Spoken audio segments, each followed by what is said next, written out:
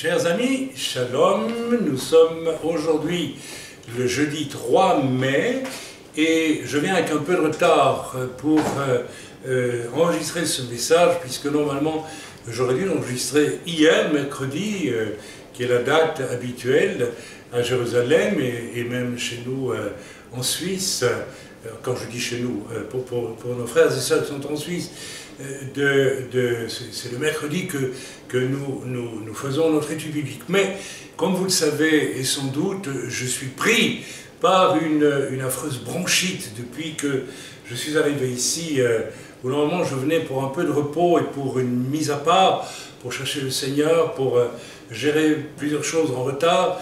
J'ai pu, un mal amène un bien, n'est-ce pas, du fait que j'ai dû rester enfermé. Eh bien, j'ai pu gérer énormément de choses qui étaient en retard, 4 livres qui devaient être republiés, dont un nouveau livre leçon, un 5e est en cours, et tout cela me permet, eh bien voilà, parce qu'il me faut rester enfermé à cause de cette bronchite qui me prend, vous vous en rendez compte, la gorge, la poitrine, le nez, les sinus et tout cela. Eh bien, voilà, j'ai donc pu profiter de cet isolement forcé pour, n'est-ce pas, régler toutes sortes de choses qu'il fallait régler.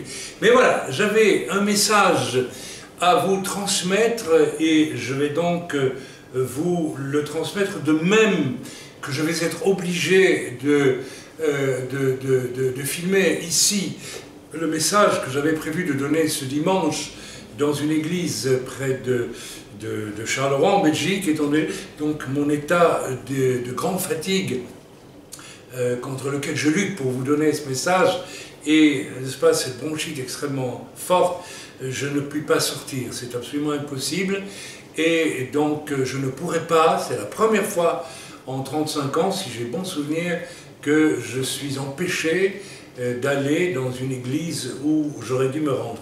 Mais j'enregistrerai le message ce Shabbat et je le transmettrai à l'église en question et peut-être pourront-ils l'écouter sur place, n'est-ce pas, via leurs ordinateurs ou un écran quelconque. Voilà. Alors le message d'aujourd'hui est un message très particulier qui va se vivre, qui va s'énoncer, qui va être donné un peu dans l'esprit de ce qui a été donné la dernière fois, à savoir, n'est-ce pas, d'essayer de percevoir des profondeurs pas nécessairement habituelles dans la parole de Dieu, pas habituellement et nécessairement habituellement énoncées dans la parole de Dieu. Et nous allons aller dans l'évangile de Luc au chapitre 21 et nous allons décortiquer, si j'ose dire, en trois chapitres, c'est pas une grande partie de ce chapitre, pour y essayer non pas d'y essayer parce que ça me paraît évident, d'y détecter une lecture prophétique de ces passages qui sont là. Ce message va s'adresser vraiment, tout particulièrement à ceux qui sont isolés, à ceux qui sont parfois extrêmement isolés, et nous en avons dans l'œuvre qui malheureusement, et c'est en France en particulier, n'est-ce pas, sont isolés, sont loin de toute assemblée, et vivent donc, n'est-ce pas, une expérience qui n'est pas simple, qui consiste à rester parfois chez soi en famille pour chercher le Seigneur, étudier la parole, quand ce n'est pas, comme ça a été le cas pour plusieurs, d'abord de venir au salut. Nous avons eu plusieurs contacts avec, au fond, toute une série de Français isolés au cours on va dire, des 2 dernières années, et toutes ces personnes, j'essaie de me remémorer le visage de chacun, mais je crois que la plus grande partie d'entre eux sont passés par une véritable conversion, alors qu'ils étaient, pour certains, issus de milieux catholiques, cherchant Dieu, mais voilà, à leur façon, et d'autres ayant un passé d'église évangélique, mais ayant abandonné la foi pendant très longtemps, d'autres encore venant du monde et se convertissant, mais tous ayant une caractéristique, c'est qu'ils sont relativement isolés. Alors on essaye de leur organiser régulièrement une rencontre où ils puissent être tous ensemble, et ça sera le cas prochainement. Mais en attendant, j'ai eu à cœur d'adresser ce message à tout cela, et aussi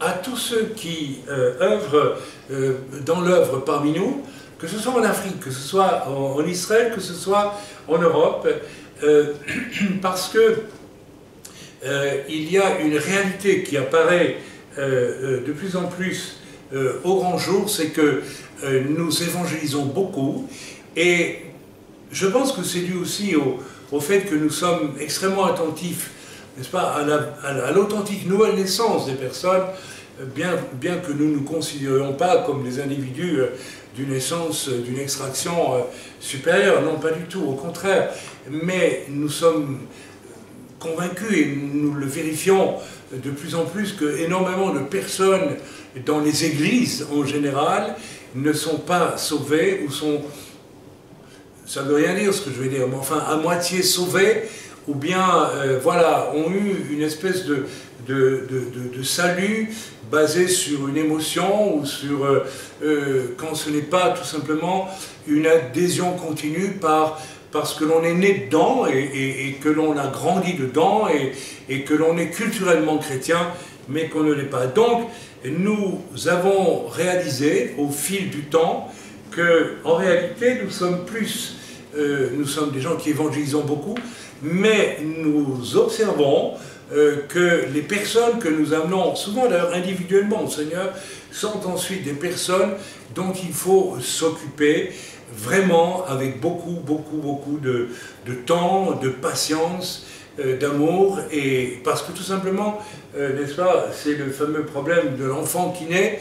On ne peut pas lui demander de faire un marathon lorsqu'il a 1 mois après sa naissance, c'est impossible. Vous comprenez ce que je veux dire?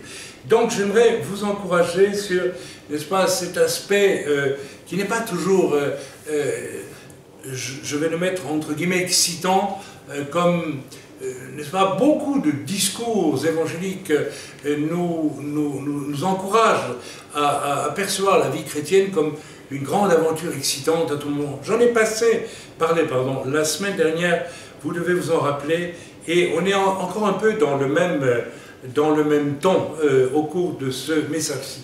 Nous allons lire ensemble, pardonnez-moi, le chapitre 21, dans le chapitre 21 de Luc, un passage, n'est-ce pas, bien connu depuis le verset 1 jusqu'au verset 4. Et nous allons essayer d'y trouver le discours profond, et je dirais prophétique, qui se trouve dans ce discours. Jésus, ayant levé les yeux, vit les riches qui mettaient leurs offrandes dans le tronc. Alors, voilà, je pourrais peut-être déjà ici un peu comparer, et ça va choquer peut-être les riches, à certaines œuvres chrétiennes, à certaines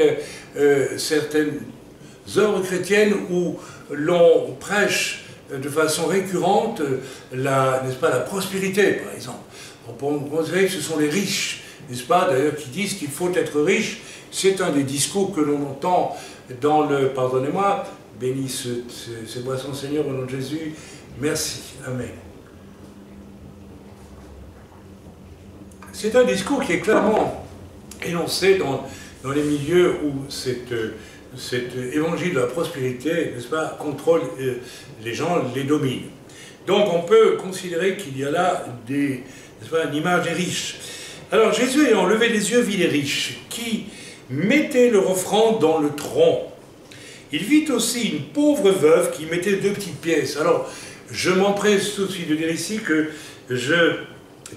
que pour moi, cette veuve ici va typifier en profondeur et prophétiquement l'Église qui ne brille pas, l'Église qui n'a pas d'apparence de richesse, l'Église qui est, vous savez, dans l'Apocalypse, il y a, n'est-ce pas, il y a une parole adressée à cette Église, et dans une de ces paroles, à une de ces églises, il est dit « parce que tu es pauvre, parce que tu n'as pas de grande apparence ». Mais lorsqu'on lit bien cette parole, peut-être irons-nous la lire dans quelques instants, ou à la fin de ce message, on se rend compte que cette Église est particulièrement choyée par le Seigneur. Amen. Il vit aussi donc une pauvre veuve. Et l'Église, très souvent, j'insiste, à l'opposé de cette Église triomphaliste et qui se croit riche, la Bible parle aussi d'une Église dans l'Apocalypse qui se croit riche mais qui est nue et qui ne le sait pas.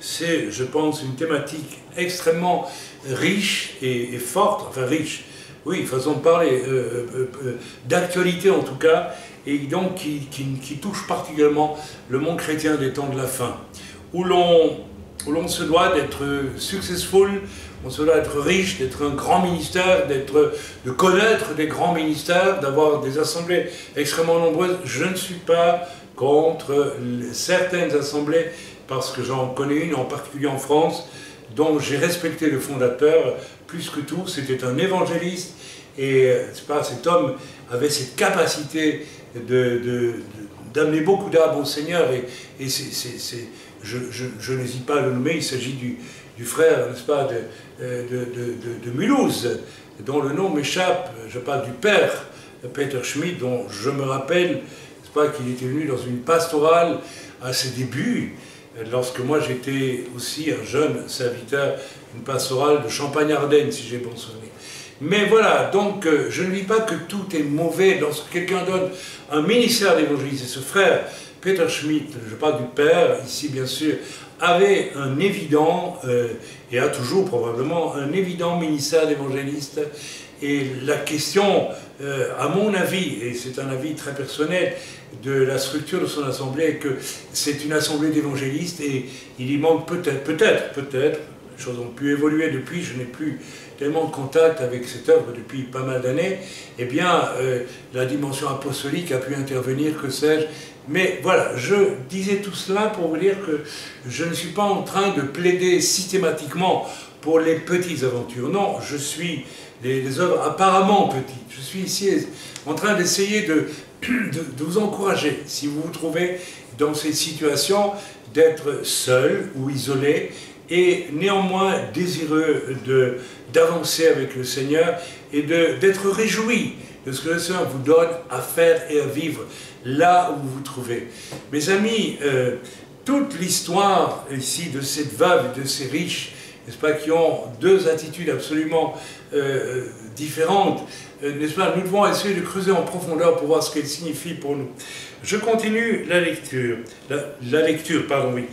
Et il dit donc, Yeshua, je vous le dis en vérité, je vous le dis en vérité.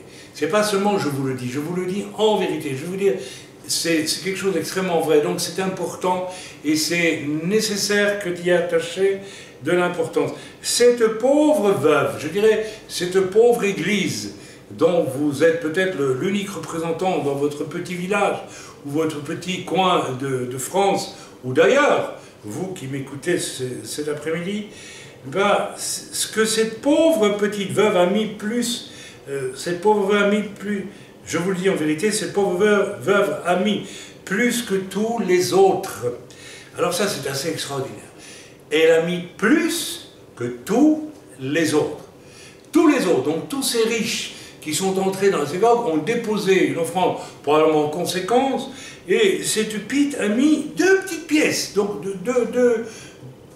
on dirait 3 fois rien, 2 petites pièces de 3 fois rien. Et pourtant, le Seigneur va dire, elle a mis plus, et je le dis en vérité, que tous les autres.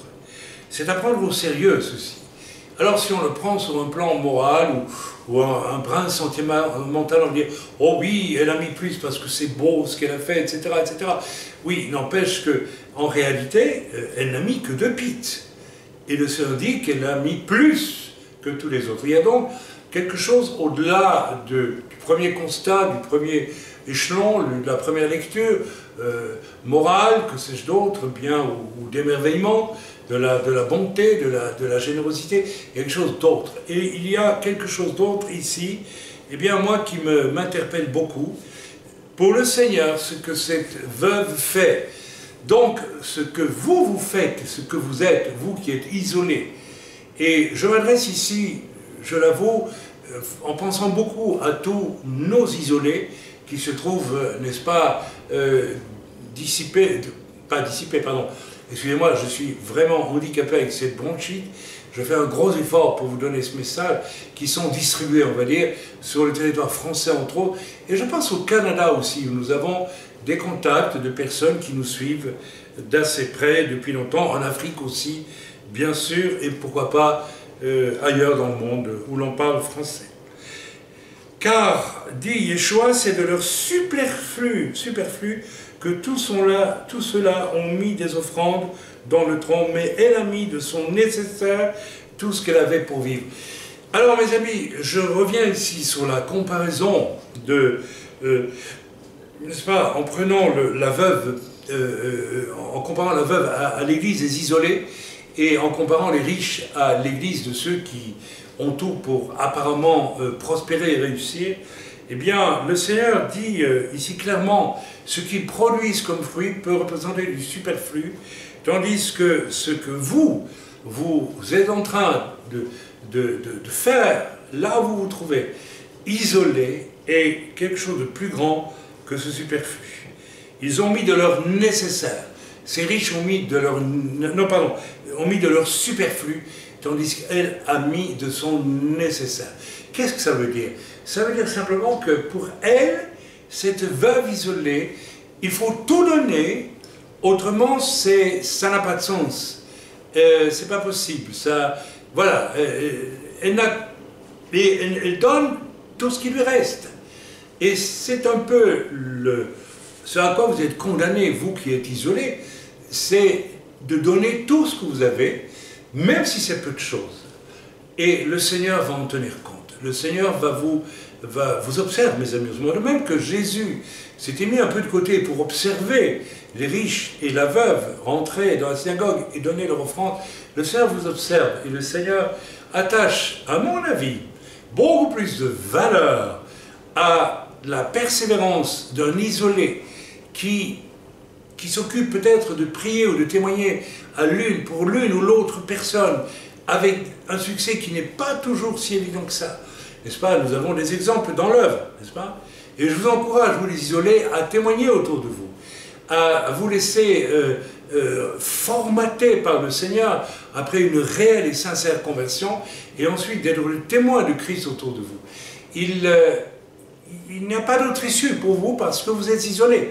Parce que là où vous vous trouvez, il n'y a pas d'assemblée, où c'est trop loin de chez vous, ou bien, comme on me le rapporte quelquefois, eh bien, ce sont des assemblées bien plus problématiques et dont les doctrines et les fonctionnements ne sont pas nécessairement bibliques. Alors voilà, donc je vous ai, j'espère, intéressé avec cette introduction, n'est-ce pas? Alors je salue ici toutes les veuves, vous avez compris de quoi je parle, qui se trouvent un peu isolées partout dans l'œuvre aujourd'hui, et, n'est-ce pas, la pite de la veuve. Enfin, je reprends mes notes ici, n'est-ce pas? Le Seigneur dit qu'elle a mis plus que mirent les riches, parce qu'elle a mis elle a mis tout ce qu'elle avait, tout ce qu'elle avait à mettre, n'est-ce pas, toute sa consécration quelque part, alors que les riches n'ont mis que leur superflu. En effet, il est infiniment plus aisé de faire partie d'une grande assemblée où l'on va se rendre, n'est-ce pas, tous les dimanches pour la plupart des chrétiens, et quelquefois le samedi pour les messianiques, pour y être en plus copieusement nourri, copieusement, et peut-être, n'est-ce pas, avec un remontage de bretelles chaque semaine, alors que le reste de la semaine, on va s'endormir plus ou moins, ou bien on va peut-être comploter avec le monde, trafiquer avec lui, que sais-je, de toutes sortes de façons.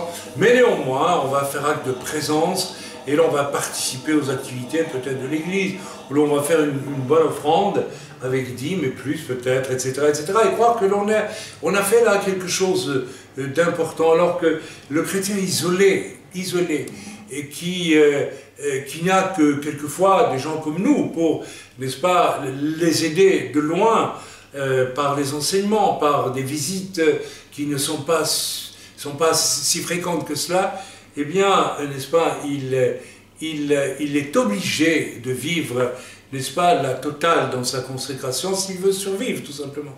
Et c'est sans doute le cas de plusieurs d'entre vous. Alors je lui dis, pourquoi est-ce que, n'est-ce pas, ce que la veuve a mis est plus que ce que mettent les riches. Alors qu'en fait, elle a mis beaucoup moins, elle a mis 2 piques. Eh bien, il s'agit de plus alors que c'est moins. Cette image, c'est une image des fruits que portent beaucoup de petites églises, de groupes isolés, de méconnus et de gens parfois complètement seuls, là où ils se trouvent. Nous avons un frère qui est dans le nord de la France et qui souhaite nous rejoindre en Suisse et qui fait des démarches pour cela et qui est complètement isolé, lui, pour sa part. Et nous avons plusieurs contacts comme cela.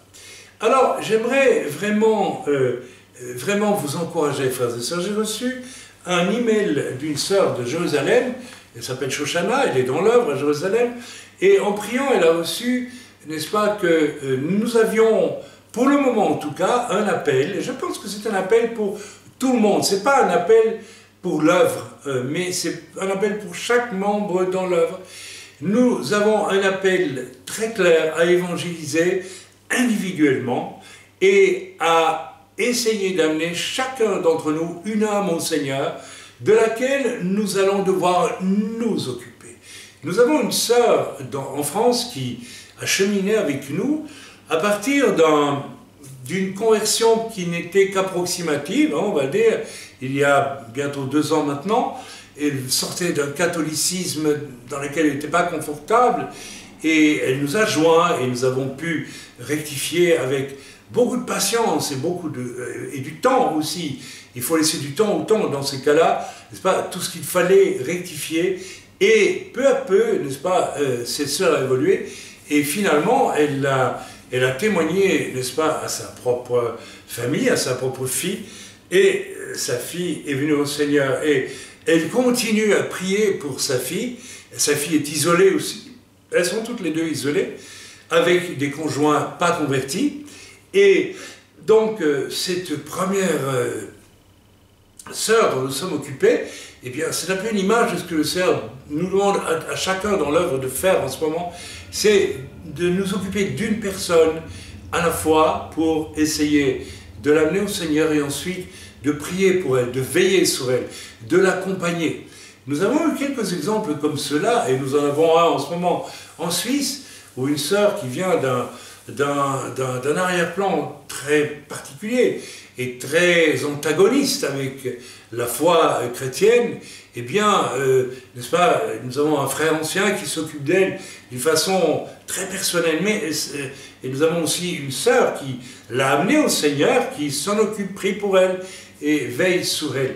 Donc, voilà, j'aimerais vous encourager, frères et sœurs, à comprendre cela. Donc, notre sœur Shoshana a donné cette vision.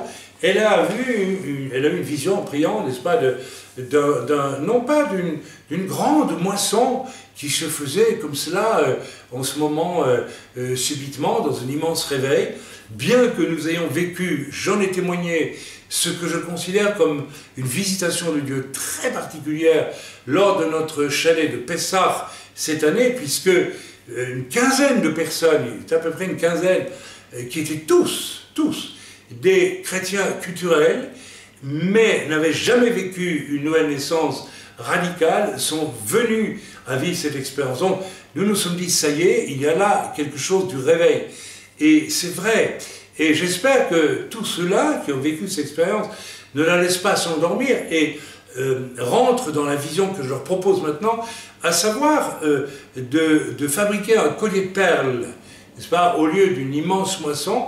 Le Seigneur nous demande de rentrer dans ce moment où, peut-être, je pense à certains de nos amis en Suisse qui ont vécu cette expérience, n'est-ce pas, lors de notre Pessah, et qui ont autour d'eux un nombre considérable de chrétiens culturels, non nés de nouveau, et je pense qu'ils se reconnaîtront à travers ce que je suis en train de dire là, et vous avez un travail à faire, vous avez à vous concentrer sur 1 ou 2 ou 3 personnes autour de vous, plus aussi pour leur parler de votre expérience de réelle nouvelle naissance, de réelle conversion vécue lors du Seder de Pessah, mais vous devez commencer aussi à prier pour que Dieu vous désigne l'une ou l'autre personne à laquelle témoigner et de laquelle il faudra vous occuper aussi.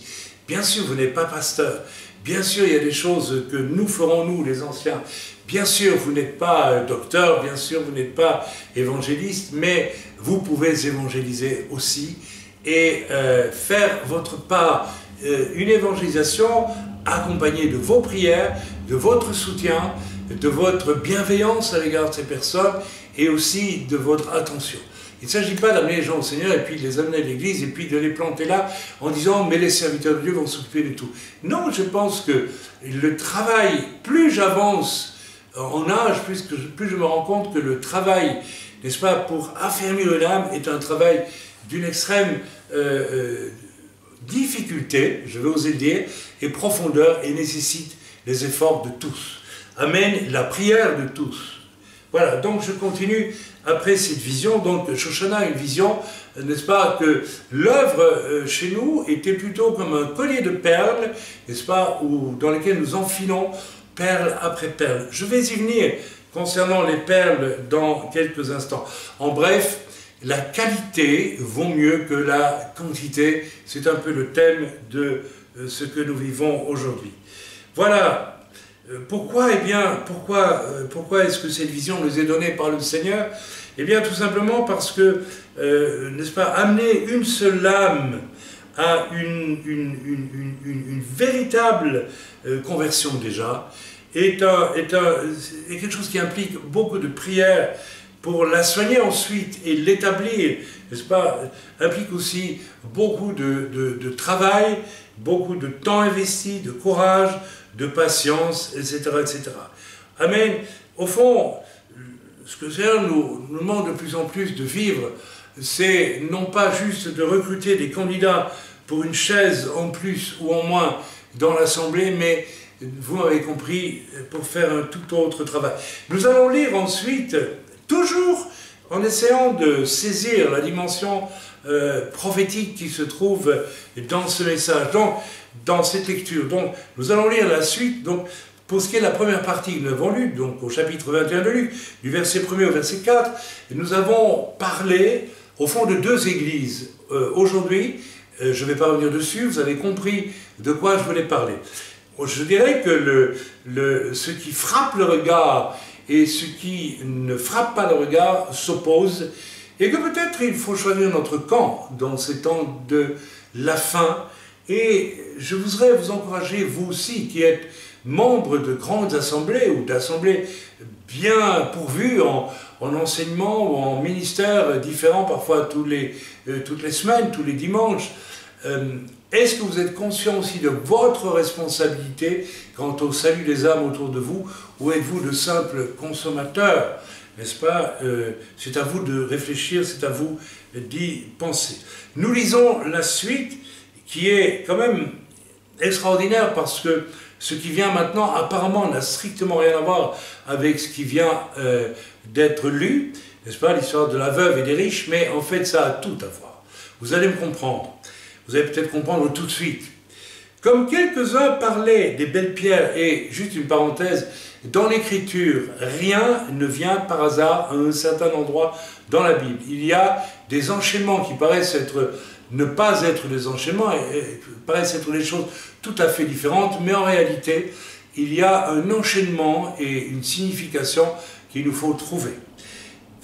Nous allons voir dans ce que nous allons lire en quoi il y a un enchaînement et ce que cela signifie.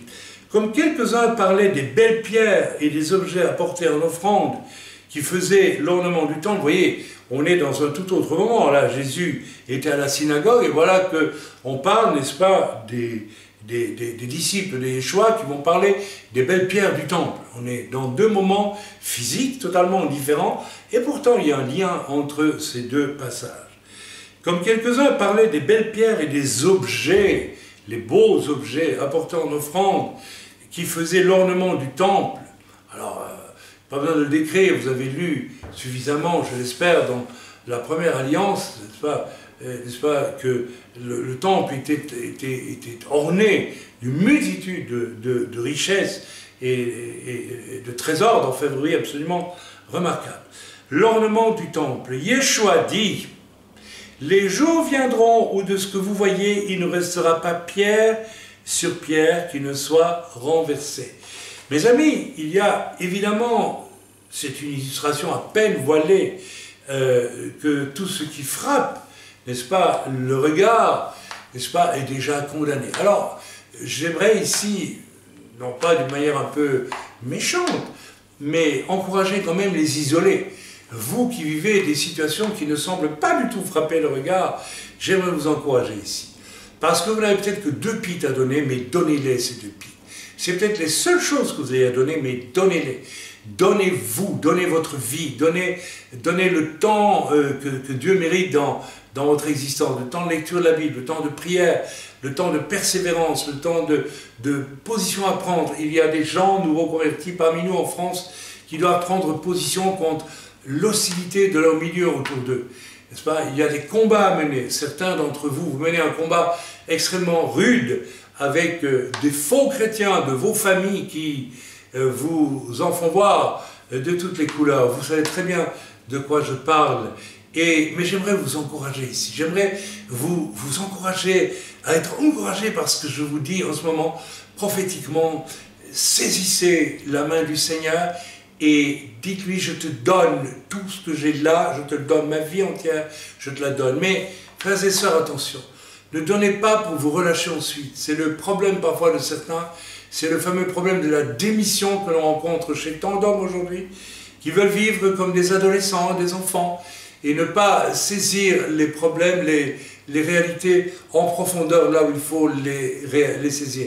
Vous savez, cette veuve, c'était pas quelqu'un qui vivait une réalité très intéressante, apparemment. C'est quelqu'un qui était, j'en ai parlé la semaine dernière, humilié 3 fois de suite. Humilié par sa situation sociale, humilié par le fait que ce juge était absolument silencieux à son égard, humilié par le fait qu'on lui a fait du mal, du tort, et qu'aucune justice ne lui était accordée. Donc, vous êtes peut-être dans cette situation, vous qui m'écoutez, et il y en a certains dans l'œuvre parmi nous qui est isolé, vous vivez humilié, vous vivez malmené par les circonstances, par votre entourage, par des injustices. Alors, je vous ai exhorté la semaine dernière à être fort et à bénir, n'est-ce pas? Je vais d'ailleurs donner un message qui aurait dû être donné dimanche en Belgique. Je vais donner ce Shabbat. Je vous demande de l'écouter, s'il vous plaît, parce qu'il est absolument capital. Il va s'agir de la façon de réagir face à l'animosité, face à un ennemi qui se dresse devant nous. Je vais parler de David et de Goliath, mais attention, je parlais aussi de Saül. Et il y aura là 2 types de réactions face au géant Goliath qui vont nous instruire et qui vont nous montrer que nous pouvons aller à la défaite permanente ou à la victoire quasi instantanée et facile selon l'état de notre cœur. Mais ça, ce sera le message de ce Shabbat qui vient et qui aurait dû être lâché, et je ne pourrais pas y aller malheureusement étant donné ma maladie. Pourquoi? Dieu le sait, mais n'est-ce pas, c'est un fait. Voilà, donc tout ce qui frappe l'œil est déjà condamné d'après le Seigneur. Et j'aimerais ici lancer un message à certains, peut-être même serviteurs de Dieu. Mes amis, j'en ai parlé déjà dans les semaines écoulées, mais quelquefois, il peut venir contre nous une adversité monumentale qui est permise par Dieu parce que nous avons peut-être, sous l'influence du milieu dans lequel nous avons grandi, n'est-ce pas, et du fait de ce que l'homme est, c'est-à-dire ambitieux, bon, peut-être très souvent, nous avons souvent ce désir de voir l'œuvre que Dieu nous confie grandir. Mais que signifie grandir en réalité? Au fond, beaucoup de nos ambitions, que nous pensons légitimes, que nous pensons être celles de Dieu, n'est-ce pas, ne sont pas de Dieu, tout simplement. Grandir signifie tout autre chose. Grandir, c'est accomplir la volonté de Dieu. Et pour Yeshua, il est quand même intéressant de se rappeler, de se souvenir qu'accomplir la volonté de Dieu a signifié une abolition de tout, un renoncement absolument à tout. Et c'est au cœur de ce renoncement-là qu'un miracle inouï s'est produit, dont les effets durent jusqu'à aujourd'hui. Mes amis, la question qu'il faut que nous nous posions, pardonnez-moi, j'ai bousculé la table, que nous nous posions, eh bien, est la suivante. Tout ce à quoi je me suis attelé dans mon service, que je sois serviteur ou chrétien ou tout ce que vous voulez, eh bien, est-ce que cela est passé par cette espèce de renoncement profond à toute ambition qui va peut-être me faire vivre quelque chose dont même les effets ne seront pas perçus par moi sur cette terre, mais peut-être seulement après que j'aurai quitté cette terre. Vous savez, lorsque vous étudiez l'histoire d'Abraham, vous vous rendez compte que Dieu avait fait des promesses formidables à Abraham, et Abraham a marché, mais Abraham n'a pas vu de son vivant bon nombre de ces promesses. Il ne les a pas vues se réaliser. Certaines d'entre elles ne sont pas encore complètement accomplies aujourd'hui. Donc, ça va très loin. Il y a là je dirais une contre-culture évangélique, chrétienne, messianique qu'il faudra absolument inventer et qui nous éloignerait complètement de la dynamique de bien des vies chrétiennes, de bien des ministères, de bien des œuvres aujourd'hui. Et je vous invite à y réfléchir. Vous savez, tout ce qui frappe le regard est condamné. Et je vais lire dans quelques instants la suite de ce qui est écrit dans Luc 21, et vous allez voir que le fait de bien réfléchir au fait que tout ce qui frappe le regard est condamné, et donc que nous devons nous attacher plutôt à suivre Yeshua dans sa mort et sa résurrection, et à accepter de produire du fruit avec apparemment peu de choses comme ressources, mais de tout notre cœur, comme cette veuve. Vous voyez de quoi je parle? Eh bien, et le chemin parfait pour vivre ce qui va venir sur la terre bientôt et dont nous allons lire dans l'Écriture de quoi il s'agit. Il s'agit des temps de la fin, de la tribulation qui est réservée aux enfants de Dieu, etc., etc. Beaucoup, les riches ne pourront pas vivre, n'est-ce pas, les riches, au sens où j'en ai parlé depuis le début de ce message, ne pourront pas vivre facilement ces temps difficiles. Les pauvres, les veuves, qui n'ont que 2 petites pites et qui sont habitués à la souffrance, qui sont habitués à la persévérance, pourront traverser ces temps difficiles. Mes amis, il n'est pas nécessaire que je vous rappelle certaines expériences que j'ai vécues. Rappelez-vous, lorsque j'ai déjà témoigné plusieurs fois, parce que c'est un exemple énorme, cette église de Palm Beach, n'est-ce pas, qui vivait dans l'attrait du luxe, dans l'attrait, n'est-ce pas, dans la recherche permanente de l'argent, probablement dans la doctrine de la prospérité, que je n'ai pas entendu prêcher là, mais qui était sous-jacente à tout ce qui s'y passait.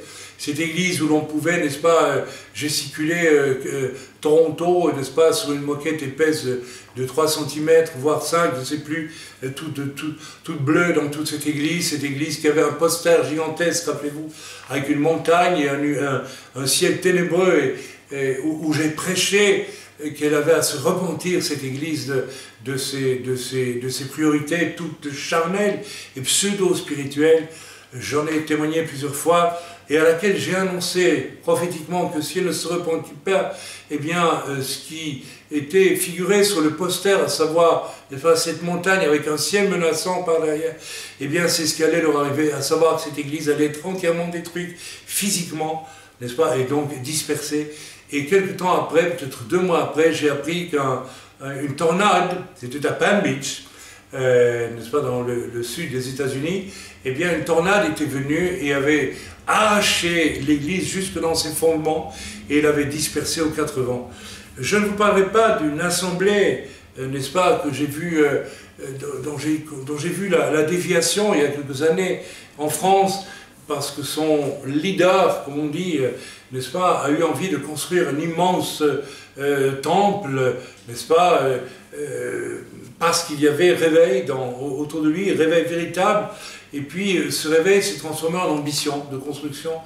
Et je me souviens d'un véritable apôtre qui revenait d'ailleurs et qui avait consacré toute sa vie, lui, à planter 300 assemblées dans la brousse africaine, dans des cases, avec des moyens les plus limités possibles, c'est-à-dire les âmes surtout, et puis les bâtiments bien après, eh bien, contemplant lors de l'inauguration ce bâtiment, eh bien, ce vieux routard de l'Évangile dire, mais voilà, ceci vient d'être construit pour l'Antéchrist en fait. Donc il n'était absolument pas d'accord avec, n'est-ce pas, d'abord tout l'argent qui avait été investi dans le bâtiment, alors que ce n'était pas encore nécessaire, qu'on pouvait très bien, même pour 1 millier de personnes, se contenter de louer ou pourra pas d'acheter beaucoup moins cher un ancien bâtiment que l'on aurait simplement aménagé. Voilà, j'ai vécu aussi avec mon ami Arthur Katz, il y a quelques années, une expérience du même style, puisque nous avons visité, n'est-ce pas, chez nous en Israël, une espèce d'auditorium flambant neuf, magnifique, qui a goûté des millions et des millions et des millions et des millions et des millions et encore des millions. Et alors que cette assemblée disposait, je crois même gratuitement, d'un immense local, n'est-ce pas, pour ses cultes et ses réunions.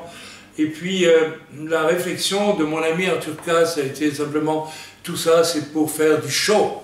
Et voilà, donc il existe donc nombre de choses qui sont là pour frapper le regard et qui sont, d'après le Seigneur, condamnées à être détruites. Voilà. Mes amis, nous allons continuer maintenant en lisant le verset 7. Vous voyez que nous avons des raisons de nous réjouir, nous qui n'avons pas de grands temples, qui n'avons pas de grands édifices, qui n'avons peut-être pas non plus une ambition de faux réveil à travers une manipulation de toutes sortes de choses. J'en ai parlé au cours des mois écoulés de tout cela, je ne reviendrai pas dessus. Vous savez très bien de quoi je parle, de tout ce faux clinquant spectaculaire pour attirer en fait du monde et pour construire finalement une œuvre qui relève de l'ambition humaine quelque part et non pas du Seigneur. Je me plais ici à rappeler quelque chose que j'ai vécu moi-même parce que je pense que c'est d'actualité. Il y a des années, c'est tellement important que nous comprenions ces choses. Parce que je crois qu'au fond, Dieu veut faire de chaque serviteur quelqu'un qui ressemble à cette veuve. Quelqu'un qui préfère vivre, n'est-ce pas, sans succès apparent, mais qui préfère enfiler des perles les unes après les autres, en sachant que construire une perle, c'est quelque chose, c'est un processus qui prend du temps. J'y viens, je voulais venir un peu plus tard, mais j'y viens tout de suite. Et puis je viendrai à mon témoignage. Mes amis, qu'est-ce que c'est qu'une perle que l'on prend dans une huître? Eh bien, ça se fait même artificiellement maintenant, on ouvre légèrement l'huître, on y glisse un grain de sable. Vous savez, l'intérieur d'une huître, c'est très liquide, et donc l'huître à l'intérieur souffre, est irritée par, n'est-ce pas, ce grain de sable qui a pénétré, et elle va sécréter quelque chose, un liquide, je ne sais pas trop quoi, pour enrober ce grain de sable afin de ne plus souffrir, n'est-ce pas, de l'irritation. Et l'huître va ainsi fabriquer, n'est-ce pas, une perle, ça va prendre du temps, qui va complètement enrober le grain de sable et qui va devenir solide et qui va donc, n'est-ce pas, devenir ce qu'on appelle la perle, on va aller chercher au fond de l'eau et que l'on enfile ensuite, n'est-ce pas, pour en faire de magnifiques colliers. Voilà. Alors il y a tout un enseignement là-dedans. Il y a la veuve qui se trouve là-dedans. Mais oui, la veuve se trouve là-dedans, absolument. Vous savez, l'huître qui va commencer à souffrir, qui va commencer à se sentir différente des autres, parce que tout simplement, elle a un problème. Et elle a quelque chose qui l'a fait souffrir, un grain de sable qui lui est douloureux, et dont elle va devoir s'occuper. Eh bien, ça représente, mes amis, ça représente pour moi les deux pites de l'œuvre, de la veuve. Elle va y mettre tout ce qu'elle a pour, n'est-ce pas, dans beaucoup de souffrances, arriver à construire une perle.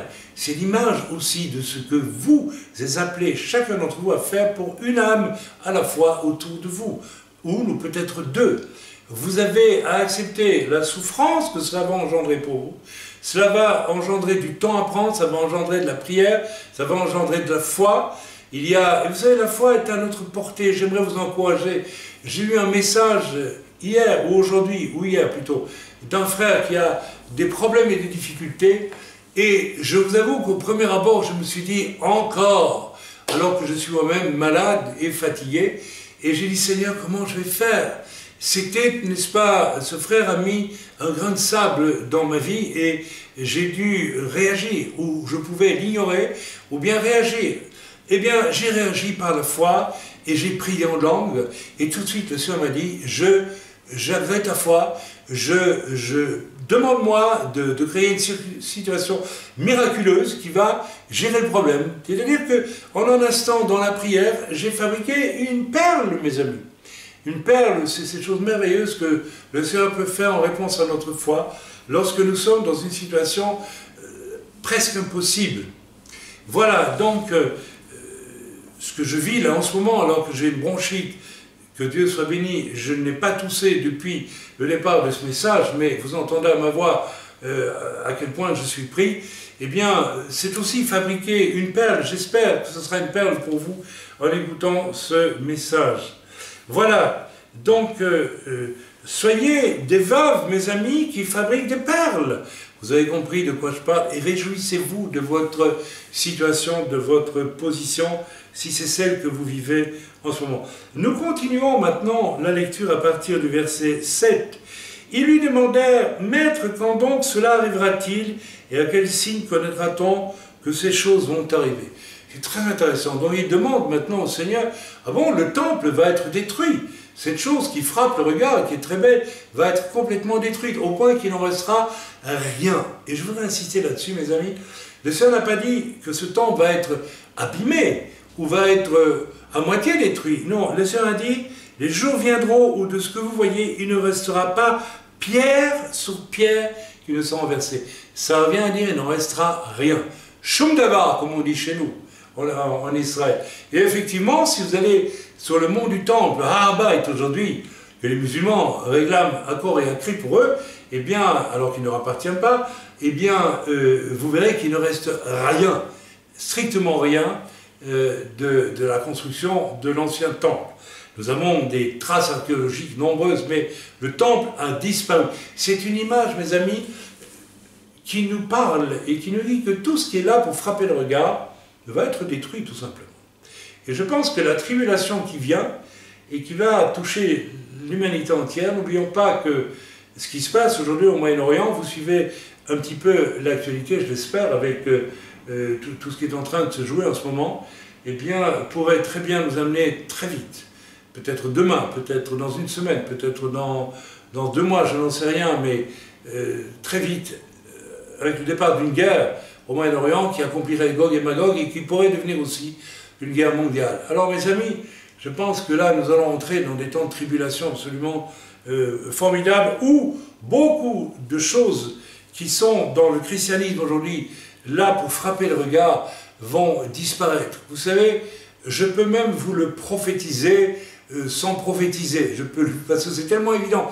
J'ai dans l'esprit des choses que j'ai vues se faire dans l'Église et je vois certains de ces soi-disant serviteurs, j'ose le dire ouvertement, d'étaler à toute vitesse jusqu'au front de l'univers le jour où la tribulation va commencer, parce que ce sont en fait des, excusez-moi de le dire, je vais le dire, tant pis, ce sont des jobards, ce sont des comédiens, ce ne sont pas des véritables serviteurs de Dieu prêts à payer le prix, prêts à...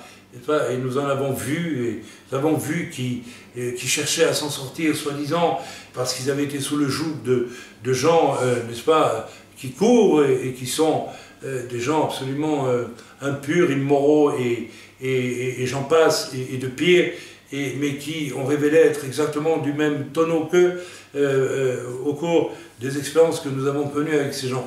Donc mes amis, il y a une faiblesse, il y a un côté mercenaire, il y a un côté pauvre homme ou pauvre femme qui est évident chez tous ceux qui cherchent aujourd'hui, tous ceux qui frappent le regard.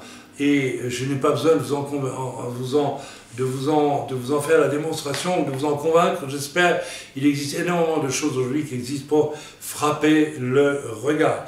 Et cela implique tous les milieux, y compris les milieux messianiques. Un talit, c'est beau, mais si on le met pour frapper le regard, ça devient un objet ridicule, tout simplement.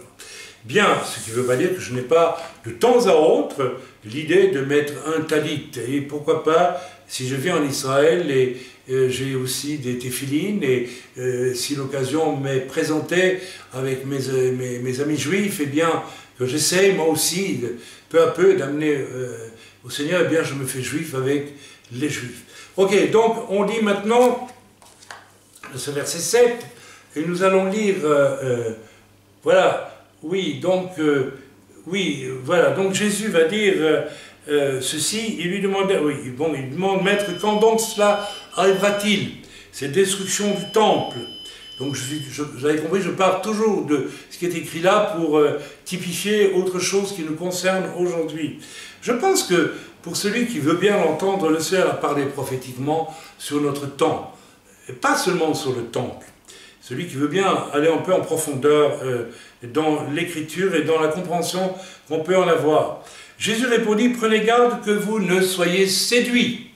Par quoi? Eh bien, tout simplement, soyez séduits par ce dont vous venez de me parler, par ce qui frappe le regard, tout simplement. Mes amis, une des caractéristiques de ce qui séduit, c'est très clair, ça frappe le regard.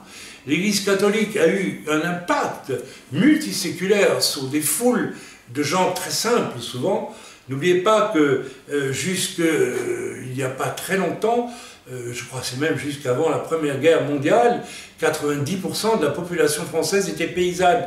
Je ne dis pas que les paysans sont des gens simples, mais des gens pas du tout au fait de bien des choses, éloignés des villes, et puis et c'est fort heureux, et c'est bien, c'est formidable, nous sommes tous au fond issus de ce milieu quelque part, eh bien des gens de la terre et de la nature, etc., mais aussi très souvent et très longtemps, ce furent des gens, une majorité de la population de nos pays européens qui ne savaient ni lire ni écrire. Et le faste de l'Église, n'est-ce pas, avait un avantage incroyable, enfin une force incroyable, parce que, n'est-ce pas, les gens simples, non instruits, qui voyaient cela, pensaient ceux-là sont les représentants de Dieu, et fatalement, s'ils sont les représentants de Dieu, il faut qu'ils aient une apparence extrêmement, même luxueuse, dans leurs atours, dans leur...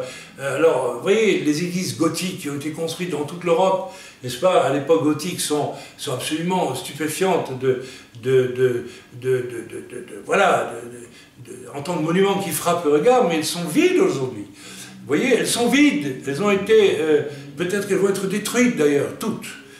C'est peut-être dommage pour certaines, parce que bon, étant moi-même un ancien aficionado de l'histoire de l'art, ça me paraîtrait parfois un peu embêtant qu'il en reste au moins une ou deux pour l'exemple. Je préfère les romanes, la romane qui est beaucoup plus simple, beaucoup plus sobre.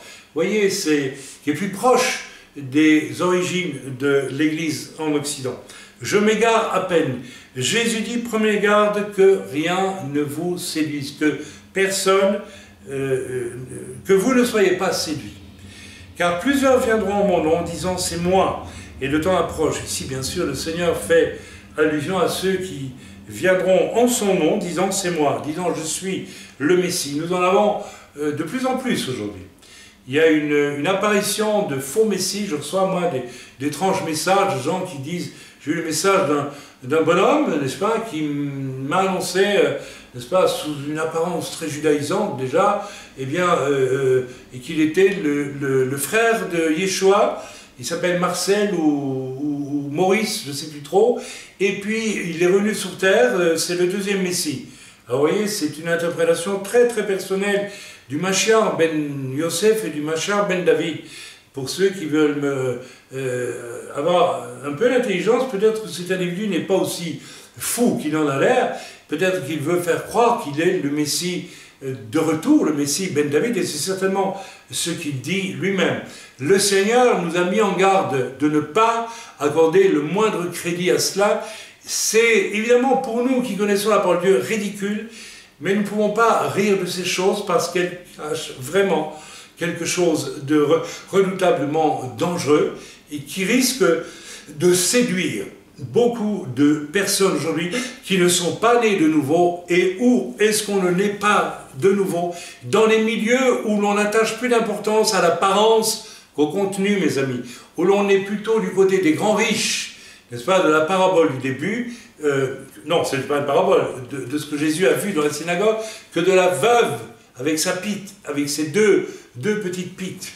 Donc, c'est dans ces milieux-là, mes amis, que la séduction peut prendre, parce que, n'est-ce pas, ces milieux sont farcis de personnes dont on n'est pas certain qu'ils soient des perles, qu'ils soient le fruit, n'est-ce pas, d'un travail de prière et de souffrance et de témoignage et d'encouragement et de soutien personnel de la part de croyants, mais on a plutôt l'impression qu'en bien des cas, c'est le fruit d'une exaltation passagère dans un milieu qui donne du spectacle, qui donne du show, qui donne peut-être même un grand bâtiment à voir et à aimer plus que le Seigneur lui-même.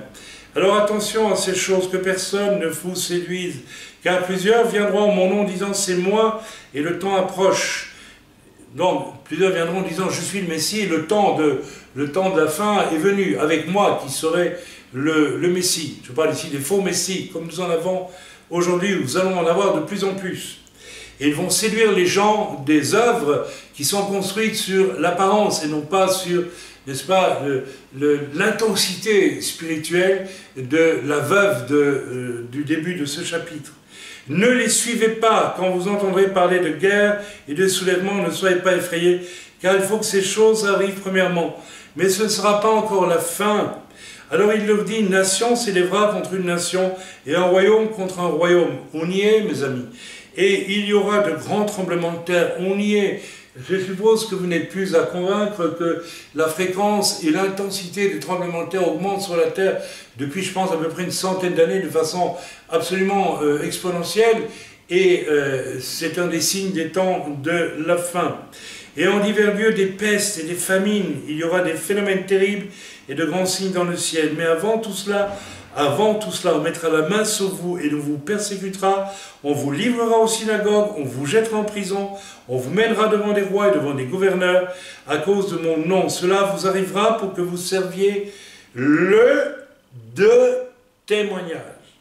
Mettez-vous donc dans l'esprit de ne pas préméditer votre défense, car je vous donnerai des paroles et une sagesse telle que vos adversaires ne pourront le résister ou les contredire. Vous serez livrés même par vos parents, par vos frères, n'est-ce pas, par vos proches et par vos amis, et ils feront mourir plusieurs d'entre vous. Vous serez haïs de tous à cause de mon nom, mais il ne se perdra pas un de vos cheveux. Par votre persévérance, vous sauverez vos âmes. Mes amis, je viens à la troisième partie, à la fin de ce message.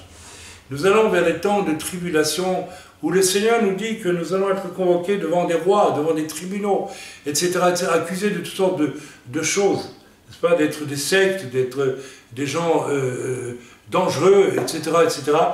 Et le Seigneur nous dit, ne vous mettez pas en peine de ce que vous répondrez, parce que l'Esprit de Dieu qui sera avec vous, eh bien, vous dira ce que vous aurez à dire. Mes amis, cela sera juste possible, parce que pour supporter déjà d'être traîné devant un tribunal, traîné devant un officier de police, maltraité, peut-être jeté en prison, peut-être accusé sévèrement, n'est-ce pas? J'ai vécu ce stress pour ma part lorsque j'étais accusé d'une façon mensongère il y a 30 ans, n'est-ce pas, par une chrétienne apostate.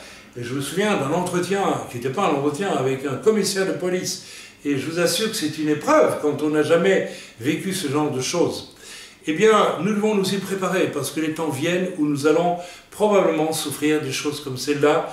Et je rends grâce à Dieu d'avoir connu cela pour ma part il y a déjà bien des années, alors que j'étais un jeune serviteur sensible et pas du tout habitué à ce genre de choses, puisque casier judiciaire vierge, n'ayant jamais eu affaire à la justice en rien du tout, je me suis trouvé un jour confronté à la brutalité.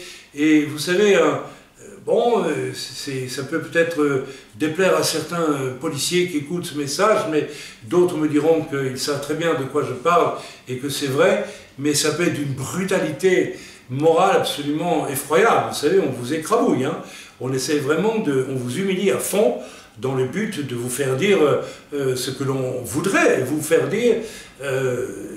J'ai pour ma part pu tenir tête calmement Et ça a provoqué d'ailleurs un peu la colère de la personne, si ce n'est qu'à la fin, bon, elle a montré que tout ça c'était un jeu, c'était une tactique pour me faire dire ce qu'il souhaitait entendre et qui aurait dû être, selon lui, la vérité, mais qui n'était pas la vérité.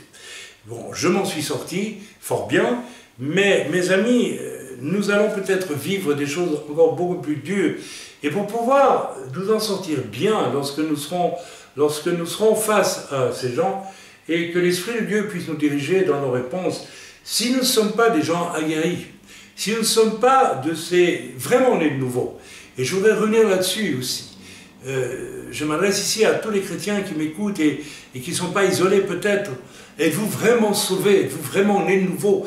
Et êtes-vous certain que le fait de fréquenter une assemblée spectacle, ou bien, n'est-ce pas, où beaucoup est mis sur l'apparence, sur ça bouge chez nous, êtes-vous certain que c'est une garantie suffisante pour vous permettre de penser que vous êtes vraiment sauvés?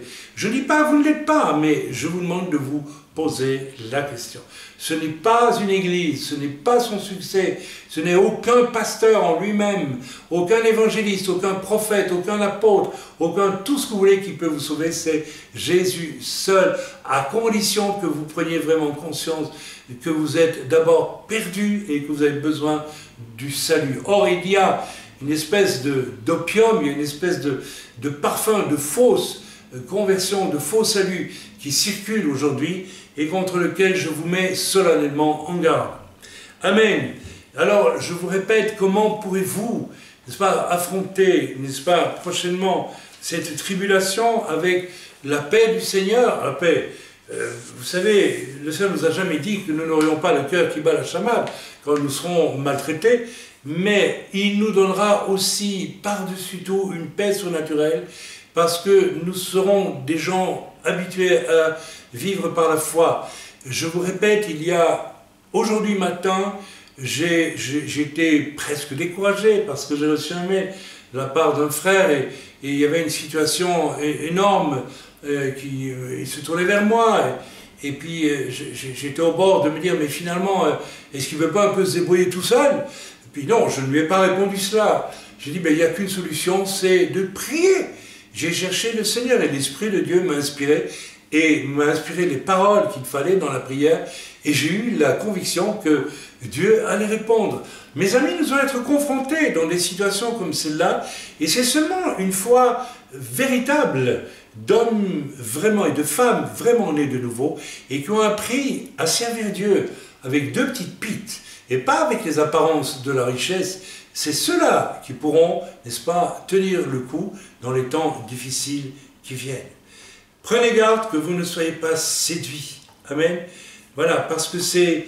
Alors je dis, par quoi peut-on être séduit? Bien par la beauté des temples contemporains et de certains ministères, n'est-ce pas, contemporains, qui sont là pour en fait vous séduire.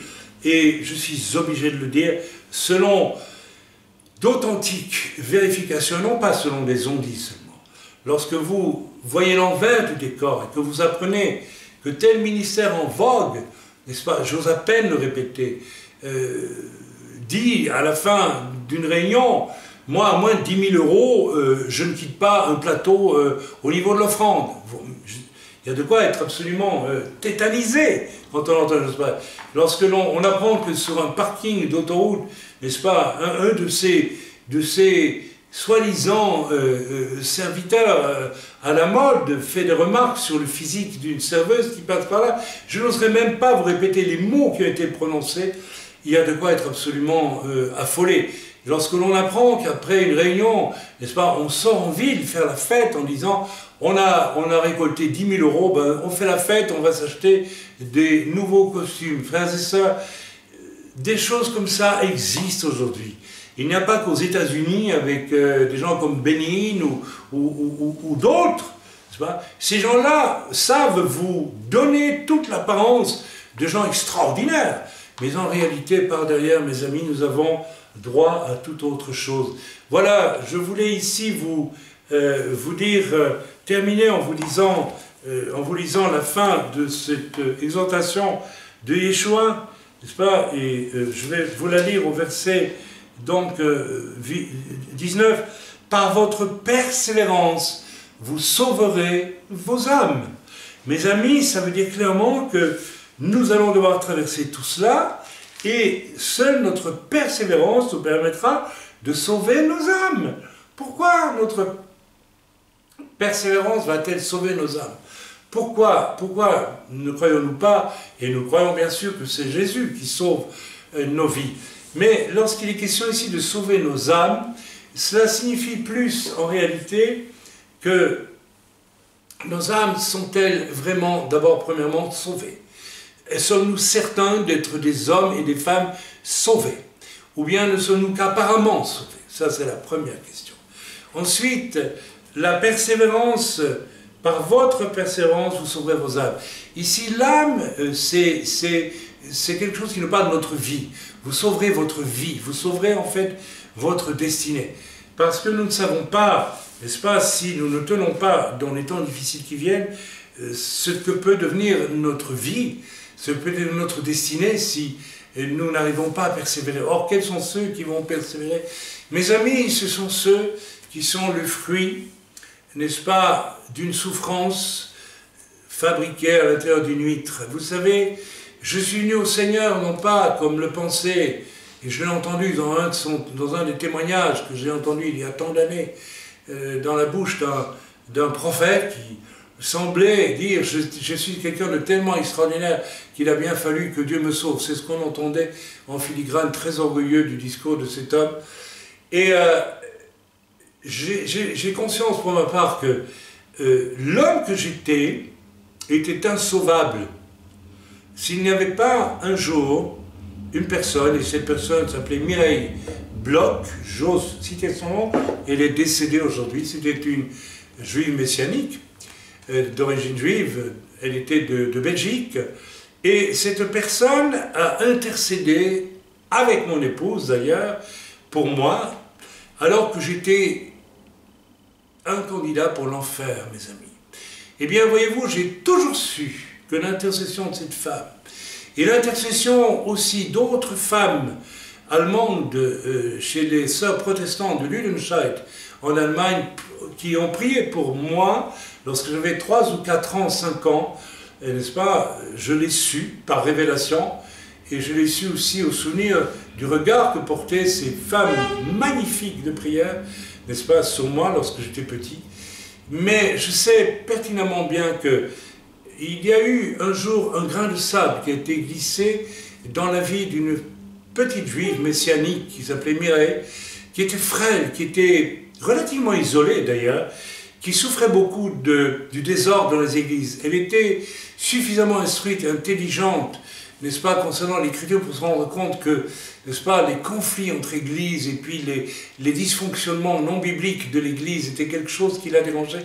Mais dans sa solitude, elle a accepté comme un fardeau, et c'était un sacré fardeau, de commencer à intercéder pour un homme qui s'appelait Chaim, c'était moi, mes amis.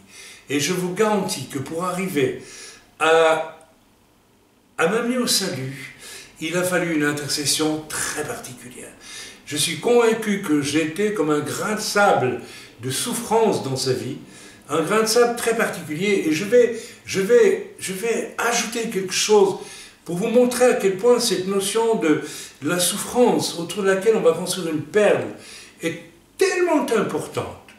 Mireille Bloch, avant que je n'épouse ma femme, je vais vous le dire, et elle est décédée aujourd'hui, et plus personne n'en tiendra compte. De toute façon, il n'y a rien de déshonorant à dire ces choses-là. Eh bien, nous étions amis, respectueusement amis, et je pense qu'elle était amoureuse de moi, ou en tout cas qu'elle aurait aimé faire sa vie avec moi, mais elle était croyante, sauvée en Yeshua, mais je ne l'étais pas. Et donc, peut-être qu'elle a prié pour cela à l'époque, et que Dieu n'a pas agi, parce que peut-être que son but aurait été intéressé. J'ai ensuite rencontré mon épouse, je me suis marié, elle a appris la chose, et malgré cela, alors, vous voyez ce que veut dire le grain de sable dans l'huître. Malgré cela, elle a commencé à prier pour mon salut et pour le retour, fatalement, n'est-ce pas, dans mon couple, puisque ma femme et moi étions séparés à l'époque. Vous imaginez ce que ça représente? Et pour cette jeune fille célibataire, qui était très belle, qui était intelligente, qui était tout ce poulet, mais qui n'avait pas obtenu ce que son âme désirait, peut-être moi tout simplement. J'espère que vous prendrez avec sensibilité et attention ce témoignage. En fait, son salut a été vraiment un grain de sable, de souffrance dans sa propre vie. Et elle a prié pour moi. Et je pense qu'il y a là une leçon extraordinaire qu'il rapporte à la veuve dont Yeshua a parlé au début de ce chapitre. Je pense que cette souffrance qu'elle a et ce courage qu'elle a manifesté comme une personne isolée, et que ma femme a manifesté aussi, puisque ma femme est venue au Seigneur avec elle, et qu'elles ont commencé à prier toutes les deux pour moi, eh bien, je pense que ça a été le travail de veuves isolées, de deux veuves isolées. Vous comprenez ce que je veux dire? Ma femme n'est pas veuve, puisque je suis... Mais enfin, elle l'était, puisque nous étions séparés et que j'étais païen, perdu dans le monde. Mes amis, je pense que ce qui s'est passé là, en tout cas, moi, j'en ai bénéficié, et mon épouse aussi, et tant de choses qui se sont faites après, n'est-ce pas? Eh bien, sans, n'est-ce pas, ce grain de sable dans le cœur de Mireille Bloch, n'est-ce pas, dont elle a fait une huître dans l'intercession. Et l'huître, ben, c'était moi. Enfin, pas l'huître, oui, je suis une huître, d'accord. Non, la perle, pardon, n'est-ce pas, eh bien, c'était moi. Eh bien, mes amis, mais tout ce qui, comme disent les Canadiens, s'en est venu ensuite, eh bien, c'est grâce à Mireille Bloch et à mon épouse. Alors, est-ce que ce n'est pas plus grand? Vous savez, quand je fais le calcul, je ne fais pas de calcul, mais quand je pense à toutes les âmes qui sont venues au Seigneur, à tout ce qui a été donné, qui a été prêché, ce qui a été pratiqué de gauche et de droite, enfin bon, c'est immense, c'est énorme. Alors, frères et sœurs, croyez-vous que cette œuvre-là ne restera pas comme quelque chose de bien plus grand aux yeux du Seigneur que ce que l'on construit à la hâte pour l'apparence, pour vous faire croire que vous vivez, n'est-ce pas, des choses extraordinaires avec, n'est-ce pas, ces apparences. Je pense que j'en ai dit assez avec ce message et je veux donc le clôturer là. Je vais peut-être prier tout simplement, courtement maintenant, en vous encourageant, vous tous qui êtes isolés, vous tous qui êtes des Mireille Bloch, vous tous qui êtes des Elisheva lorsque nous étions séparés, qui étaient à peine convertis, vous tous qui êtes des veuves, comme la veuve de la... Vous comprenez maintenant que tout ça s'enchaîne, l'histoire de la veuve, la remarque sur le temple qui va disparaître, et puis tout ce qui s'ensuit, tout cela s'enchaîne, il y a une lecture, tout cela n'est pas donné par hasard dans la foulée, l'une chose après l'autre. Et vous avez compris aujourd'hui, peut-être que vous êtes des grands privilégiés, vous vous trouvez. Mes amis, Mireille Bloch n'est jamais devenue un ministère internationalement connu, elle n'a jamais prêché, elle n'a jamais été sur une estrade, mais elle est probablement la plus grande évangéliste inconnue et le plus grand intercesseur inconnu que la terre ait porté. Et je pense qu'il y en a quelques-uns comme ça. Vous savez, si vous allez vraiment chercher, n'est-ce pas, la personne qui a accepté qu'un grain de sable descende dans sa vie pour fabriquer une huître, vous allez toujours trouver des véritables serviteurs de Dieu qui sont issus de cela. Vous savez, lorsque le grand revivaliste authentique, lui, comment il s'appelait encore, voilà, son nom m'échappe, tu peux me le rappeler peut-être, oh là là, américain, oh là là, vraiment, ma maladie me fatigue, et c'est le grand homme de réveil, Finet, voilà, c'est revenu, n'est-ce pas, aller annoncer qu'il allait dans une ville et puis dans une autre pour y prêcher l'évangile. Il était précédé toujours d'un homme que personne ne connaît aujourd'hui, à part quelques érudits, n'est-ce pas, qui allait s'enfermer dans un tout petit local de cette ville. Il louait une chambre la plus anonyme possible, et il passait son temps, parfois des semaines, dans le jeûne et la prière pour préparer la venue de Finet. Mes amis, voilà une illustration de ce que signifie, n'est-ce pas, accepter d'être un grain de sable, n'est-ce pas, qui va être mis dans le cœur d'une situation où personne, n'est-ce pas, n'en a conscience, Parce que qui, n'est-ce pas, peut savoir qu'une huître qui est au fond de la mer vient d'avaler par mégarde un grain de sable et qu'une perle va se construire autour? Personne. Dans tout l'océan, personne ne le sait. Mais, un jour, devant le Seigneur, les véritables travaux qui n'ont rien à voir avec les apparences seront mis en lumière et en valeur. Il y aura des surprises. Vous savez, les disciples de Jésus ont demandé au Seigneur, est-ce que c'est moi qui serai assis à ta droite ou bien un autre, etc. Je pense qu'il y aura des surprises. Et nous risquons de trouver des inconnus assis à la droite du Seigneur. Alors, la porte est ouverte pour toi, mon frère, ma soeur. Toi qui te trouves isolé, arrête de vivre aux dépens des autres. Peut-être toi qui es venu au Seigneur maintenant. Depuis 2 ans, je pense à un frère du sud de la France, que j'aime beaucoup, qui est tombé dans mes bras, presque en s'évanouissant un jour et qui a accepté le Seigneur. S'il te plaît, réveille-toi mon frère, prie maintenant. Prie, prie, prie. Commence à prendre les choses en main et à te considérer comme un privilégié. Tu es isolé, mais tu n'es pas seul. Tu n'es pas seul, tu as une perle à construire à partir de ton isolement. À toi de chercher, à toi de trouver, à toi de le faire. Soyez bénis dans le nom de Yeshua. Seigneur, je te prie pour tous ceux qui vont écouter ce message, qu'ils puissent en faire quelque chose dans le bon nom de Yeshua. S'il te plaît, Seigneur, encourage-les. En fait, tu les as mis dans cette position pour qu'ils portent un fruit qui va demeurer pour l'éternité. Montre-leur le chemin, Seigneur. C'est un chemin resserré et très étroit. Mais tu nous as dit toi-même, Père, par Yeshua, que le chemin qui mène à la perdition est large. C'est le chemin des riches et des apparences. Le chemin qui mène au salut est resserré et très étroit. Que tous ceux qui sont isolés, qui sont devant le chemin étroit, commencent à marcher dessus maintenant. Par la foi, avec courage, avec patience, avec dévotion pour celui qui nous a tous précédés sur ce chemin et qui s'appelle comment? Yeshua, HaMashiach, Jésus le Messie. Amen.